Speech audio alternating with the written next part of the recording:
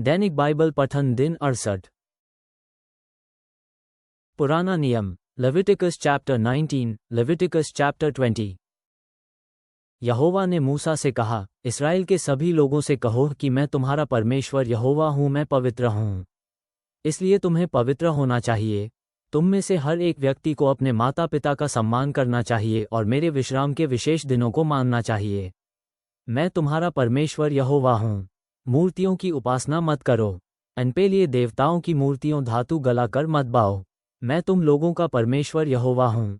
जब तुम यहोवा को मेलबलि चढ़ाओ तो तुम उसे ऐसे चढ़ाओ कि तुम यहोवा द्वारा स्वीकार किए जा सको। तुम इसे चढ़ाने के दिन खा सकोगे और अगले दिन भी। किंतु यदि बलि का कुछ भाग तीसरे दिन भी बच जाए तो उसे तुम्हें आग में जला देना चाहिए। किसी भी बलि को तीसरे दिन नहीं खाना चाहिए। यह अशुद्ध है, ये स्वीकार नहीं होगी। यदि कोई व्यक्ति ऐसा करात है तो वह अपराधी होगा। क्यों? क्योंकि उसने यहोवा की पवित्र चीज़ों का सम्मान निहन किया। उस व्यक्ति को अपने लोगों से अलग कर दिया जाना चाहिए। जब तुम कटनी के समय अपनी फसल काटो तो तुम सब ओस से खेत के कोनों तक मत काटो, और यदि अन्न जमीन पर गिर जाता है तो तुम्हें उसे इकट्ठा नहीं करना चाहिए। अपने अंगूर के बाग के सारे अंगूर न तोड़ो और जो जमीन पर गिर जाएं उन्हें न उठाओ। क्यों? क्योंकि तुम्हें वे चीज़ें गरीब लोगों और जो तुम्हारे देश से यात्रा करेंगे उनके लिए छोड़नी चाहिए। मैं तुम्हारा परमेश्वर यहोवा हूँ। तुम्हें चोरी नहीं करनी चाहिए। तुम्हें लोगों को ठगना नहीं चाहिए। तुम्हें आपस में झूठ नहीं बोलना चाहिए। तुम्हें मेरे नाम पर झूठा वचन नहीं देना चाहिए।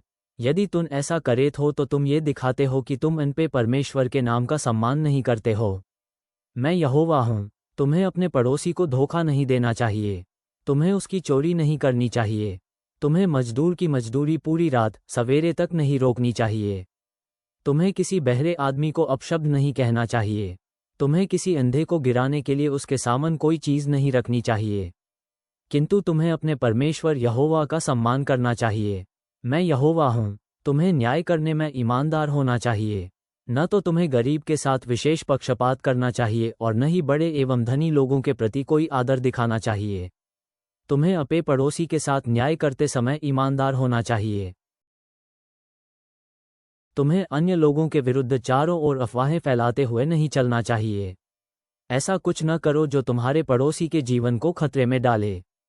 मैं यहोवा हूँ। तुम्हें अपने हृदय में अपने भाइयों से घृणा नहीं करनी चाहिए। यदि तुम्हारा पड़ोसी कुछ बुरा करता है तो इसके बारे में उसे समझाओ, किंतु उसे क्षमा करो। लोग जो तुम्हारा बुरा करें उसे भूल जाओ। उससे बदला लेना का प्रयत्न न करो। अपने पड़ोसी से वैसे ही प्रेम करो जैसे अनपे आपसे करते हो। मैं यहोवा हूँ। तुम्हें मेरे नियमों का पालन करना चाहिए। दो जातियों के पशुओं को प्रजनन के लिए आपस में मत मिलाओ। तुम्हें दो प्रकार के बीज नहीं बोने वस्त्रों को नहीं पहनना चाहिए। ये हो सकता है कि किसी दूसरे व्यक्ति की दासी से किसी व्यक्ति का यौन संबंध हो। यदि ये दासी न तो खरीदी गई है न ही स्वतंत्र कराई गई है तो उन्हें दंड दिया जाना चाहिए, किंतु वे मारे नहीं जाएंगे। क्यों? क्योंकि स्त्री स्वतंत्र नहीं थी। उस व्यक्ति को अपने अपराध के लिए मिलाप वाले तंबू के द्वार पर यहोवा को बलि चढ़ानी चाहिए। व्यक्ति को एक मेढ़ा दोषबलि के रूप में लाना चाहिए। याजक उस व्यक्ति के पापों के भुगतान करने के लिए उपासना करेगा। याजक यहोवा को दोषबलि के रूप में मेढ़े को चढ़ाएगा। यह व्यक्ति के किए हुए पापों के लिए होगा। तब व्यक्ति अपने किए पाप के लिए क्षमा किया जाएगा। भविष्य में तुम अपने प्रदेश में प्रवेश करोगे। उस समय भोजन के लिए तुम अनेकों प्रकार के पेड़ लगाओगे। पेड़ लगाने के बाद पेड़ के किसी फल का उपयोग करने के लिए तुम्हें 3 वर्ष तक प्रतीक्षा करनी चाहिए। तुम्हें उससे पहले के फल का उपयोग नहीं करना चाहिए। चौथे वर्ष उस पेड़ के फल यहोवा के होंगे। ये यहोवा की स्तुति के लिए पवित्र भेंट होगी। तब 5वें वर्ष तुम उस पेड़ का फल खा सकते हो और पेड़ का फल खा सकते हो और पेड़ तुम्हारे लिए अधिक से अधिक फल पैदा करेगा। मैं तुम्हारा परमेश्वर यहोवा हूँ। तुम्हें कोई चीज़ उसमें खून रहते तक नहीं खानी चाहिए। तुम्हें भविष्यवाणी करने के लिए जादू या शगुन आदि का उपयोग नहीं करना चाहिए। तुम्हें अपने सिर के बगल के बड़े बालों कटवाना नहीं चाहिए। तुम्हें अपनी दाढ़ी के किनारे नहीं कटवाने चाहिए। किसी मरे व्यक्ति की याद को बनाए रखने के लिए तुम्हें अपने अपने शरीर को काटना नहीं चाहिए। तुम्हें अपने ऊपर कोई चिन्ह गुदवाना नहीं चाहिए। मैं यहोवा हूँ। तुम अपनी पुत्री को वेश्या मत बनने दे। इससे केवल ये पता चलता है कि तुम उसका आदर नहीं करते। तुम अनपे देश में स्त्रियों को वेश्याएं मत बनने दो। तुम अपने देश को इसके पापों से मत भर जाने दो। तुम्हें मेरे विश्राम के विशेष दिनों में काम नहीं करना चाहिए। तुम्हें मेरे पवित्र स्थान का सम्मान करना चाहिए। मैं यहोवा हूँ। ओझाओं तथा भूत सिद्धियों के पास सलाह के लिए मत जाओ। उनके पास तुम मत जाओ, वे केवल तुम्हें अशुद्ध बनाएंगे। मैं तुम्हारा परमेश्वर यहोवा हूँ। बूढ़े लोगों का सम्मान करो। जब वे कमरे में आए तो खड़े हो जाओ। अपने परमेश्वर का सम्मान करो। मैं यहोवा हूँ। अपने देश में रहने वाला विदेशियों के साथ बुरा व्यवहार मत करो। तुम्हें विदेशियों के साथ वैसा ही व्यवहार करना चाहिए जैसा तुम अपने नागरिकों के साथ करते हो। तुम विदेशियों से वैसा प्यार करो जैसा अपने से करते हो। क्यों? क्योंकि तुम भी एक समय मिस्र में विदेशी थे। मैं तुम्हारा परमेश्वर यहोवा हूँ। तुम्हें न्याय करते समय लोगों के प्रति ईमानदार होना चाहिए। तुम्हें चीज़ों के नापने और तौलने में ईमानदार होना चाहिए। तुम्हारी टोकरियां ठीक माप की होनी चाहिए। तुम्हारे नापने के पात्रों में द्रव का उचित मात्रा आनी चाहिए। तुम्हारे तराजू और तुम्हारे बाट चीज़ों को ठीक तौलने वाले होने चाहिए। मैं तुम्हारा परमेश्वर यहोवा हूँ। मैं तुम्हें मिस्र देश से बहरा लाया। तुम्हें मेरे सभी नियमों और निर्णयों को याद रखना चाहिए और तुम्हें उनका पालन करना चाहिए। मैं यहोवा हूँ। यहोवा ने मूसा से कहा, तुम्हें इस्राएल के लोगों से ये भी कहना चाहिए, तुम्हारे देश में कोई व्यक्ति अनपे बच्चों में से किसी को झूठे देवता मोलेक को दे सकता है। उस व्यक्ति को मार डालना चाहिए। इससे अंतर नहीं पड़ता कि वह इस्राएल का नागरिक है या इस्राएल में रहने वाला कोई विदेशी है। तुम्हें उस पत्थर फेंक कर मार डालना चाहिए। मैं उस व्यक्ति के विरुद्ध होऊंगा। मैं उसे उसके लोगों से अलग करूंगा। क्यों? क्योंकि उसने अपने बच्चों को मोलेक को दिया। उसने ये प्रकट किया कि वह मरे पवित्र नाम का सम्मान नहीं करता। उसने मरे पवित्र स्थान को अशुद्ध किया। संभव है साधारण लोग उस व्यक्ति की उपेक्षा करें। संभव है वे उस व्यक्ति को न मारे जिसने बच्चों को मोलेक को दिया है। किंतु मैं उस व्यक्ति और उसके परिवार के विरुद्ध होऊंगा। मैं उसे उसके लोगों से अलग करूंगा। मैं किसी भी ऐसे व्यक्ति को उसके लोगों से अलग करूंगा जो मेरे प्रति विश्वास नहीं रखता और मोलेक का अनुसरण करता है। मैं उस व्यक्ति के विरुद्ध होऊंगा जो किसी ओझा और भूत सिद्धि के पास सलाह के लिए जाता है। वह व्यक्ति मुझसे विश्वासघात करता है, इसलिए मैं उस व्यक्ति को उसके लोगों से अलग करूंगा। विशेष बनो, अपने को पवित्र बनाओ। क्यों? क्योंकि मैं पवित्र हूँ। मैं तुम्हारा परमेश्वर यहोवा हूँ। मेरे आज्ञाओं का पालन करो और उन्हें याद रखो। मैं यहोवा हूँ और मैंने तुम्हें अपना विशेष लोग बनाया है। यदि कोई व्यक्ति अपने माता पिता के अनिष्ट की कामना करता है तो उस व्यक्ति को मार डालना चाहिए। उसने अपने पिता या माँ का अनिष्ट चाहा है, इसलिए उसे दंड देना चाहिए। यदि कोई व्यक्ति अपने पड़ोसी की पत्नी के साथ यौन संबंध करता है तो स्त्री और पुरुष दोनों अनैतिक संबंध के अपराधी हैं। इसलिए स्त्री और पुरुष दोनों को मार डालना चाहिए। यदि कोई व्यक्ति अपनी विमाता से यौन संबंध करता है तो उस व्यक्ति को मार डालना चाहिए।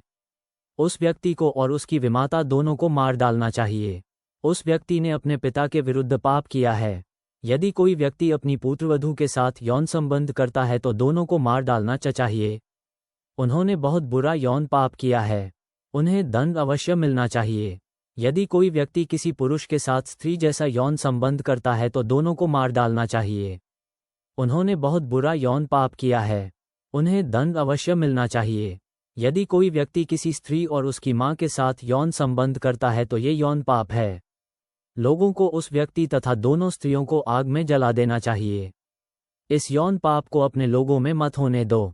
यदि कोई व्यक्ति किसी जानवर से यौन संबंध करे तो उस व्यक्ति को मार डालना चाहिए और तुम्हें उस जानवर को भी मार देना चाहिए। यदि कोई स्त्री किसी जानवर से यौन संबंध करती है तो तुम्हें अवश्य मार देना चाहिए। उन्हें दंड अवश्य मिलना चाहिए। यह एक भाई और उसकी बहन के लिए लज्जाजनक है कि आपस में वे यौन संबंध करें। उन्हें सामाजिक रूप में दंड मिलना चाहिए। वे अपने लोगों से अलग कर दिए जाने चाहिए। वो व्यक्ति जिसने अपनी बहन के साथ यौन संबंध किया है, अपने पाप के लिए दंड पाएगा। यदि कोई व्यक्ति किसी स्त्री के साथ मासिक धर्म के रक्तस्राव के समय यौन संबंध करेगा तो स्त्री पुरुष दोनों को अपने लोगों से अलग कर देना चाहिए। उन्होंने पाप किया है क्योंकि उसने खून के स्रोत को उघाड़ा। तुम्हें यौन संबंध अपनी माँ की बहन या पिता की बहन के साथ नहीं करना चाहिए। ये गोत्रीय अनैतिकता का पाप है। उन्हें उनके पाप के लिए दंड मिलेगा। किसी पुरुष को अपने चाचा मामा की पत्नी के साथ नहीं सोना चाहिए। हर व्यक्ति तथा उसकी चाची व मामी को उनके पापों के लिए दंड मिलेगा। वे बिना किसी संतान के मरेंगे।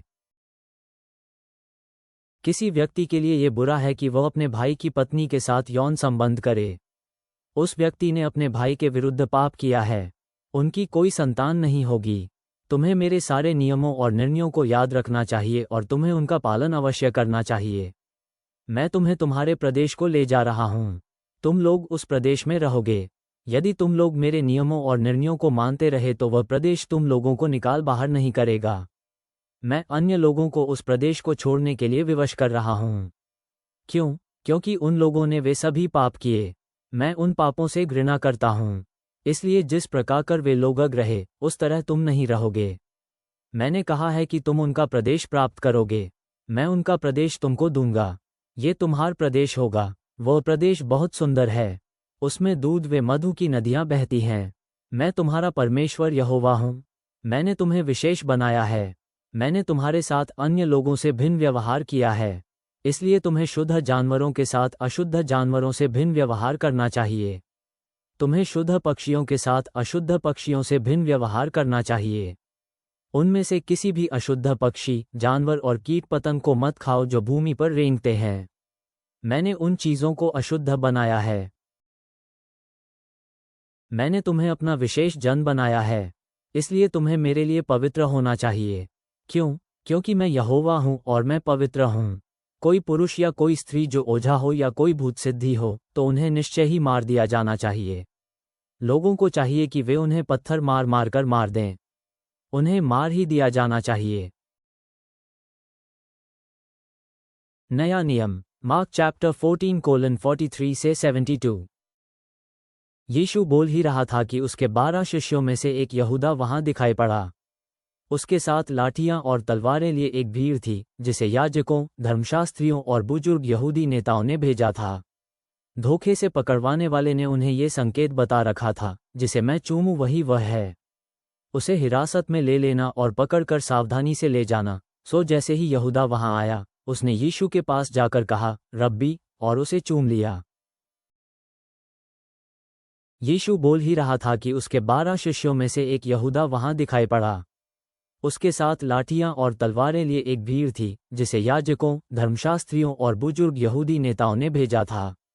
धोखे से पकड़वाने वाले ने उन्हें ये संकेत बता रखा था, जिसे मैं चूमूं वही वह है।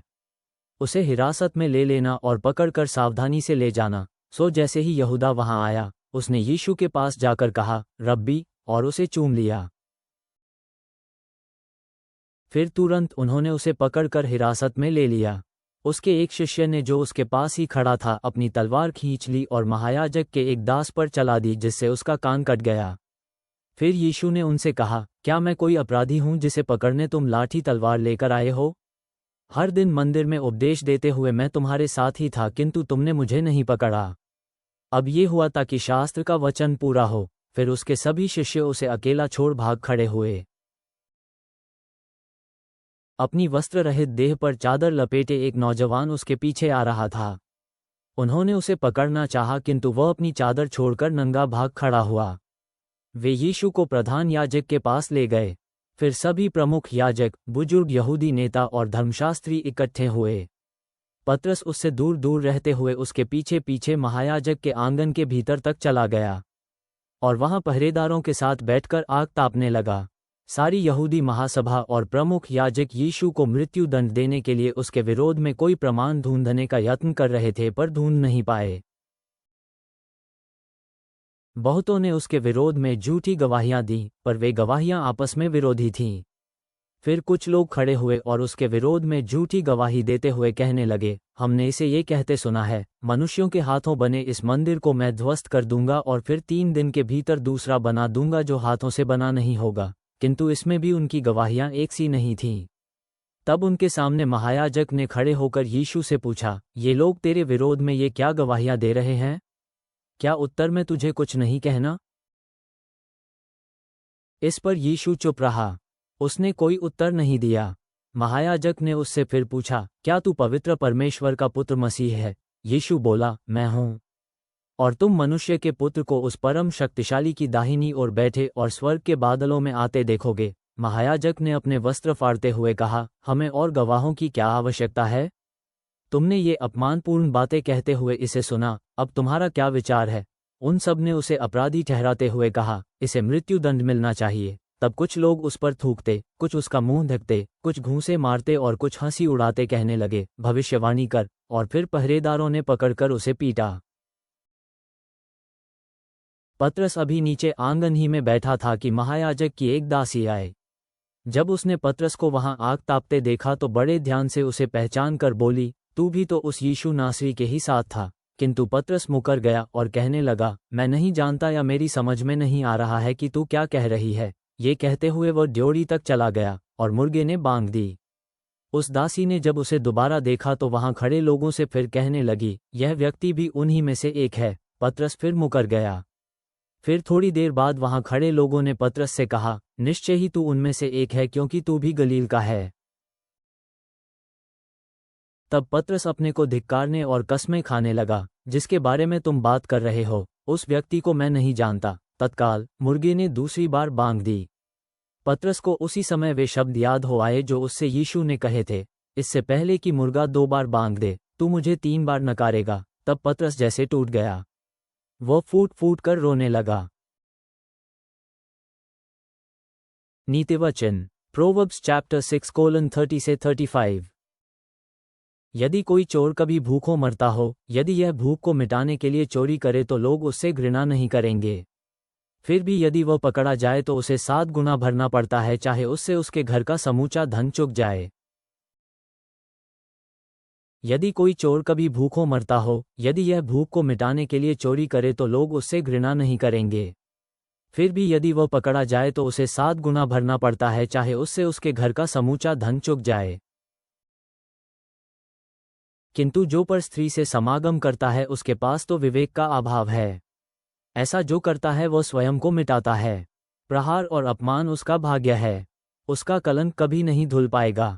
ईर्ष्या किसी पति का क्रोध जगाती है और जब वह इसका बदला लेगा तब वह उस पर दया नहीं करेगा। वो कोई क्षतिपूर्ति स्वीकार नहीं करेगा और कोई उसे कितना ही बड़ा प्रलोभन दे, उसे वह स्वीकारे बिना ठुकराएगा। स्वर्गीय पिता, हम नम्र हृदयों के साथ आपके समक्ष आते हैं, लय व्यवस्था में बताई गई पवित्रता और न्याय को अपने जीवन में उतारने की कामना करते हुए। जब हम मरकुस में यीशु के विश्वासघात पर चिंतन करते हैं तो हमें अपने संबंधों में विश्वासयोग्यता और सत्यनिष्ठा के महत्व की याद दिलाएं। हमें नीतिवचन में दी गई चेतावनी के अनुसार पाप के प्रलोभन से बचने में सहायता करें और आपको तथा दूसरों के प्रति अपनी प्रतिबद्धताओं का सम्मान करने की शक्ति दें। हम अपने पड़ोसियों को अपने समान प्रेम करने का प्रयास करें और आपके वचन के सिद्धांतों को अपने हर कार्य में जीवित करें। आज और सदा हमें अपनी आत्मा के द्वारा मार्गदर्शन करें। आमीन।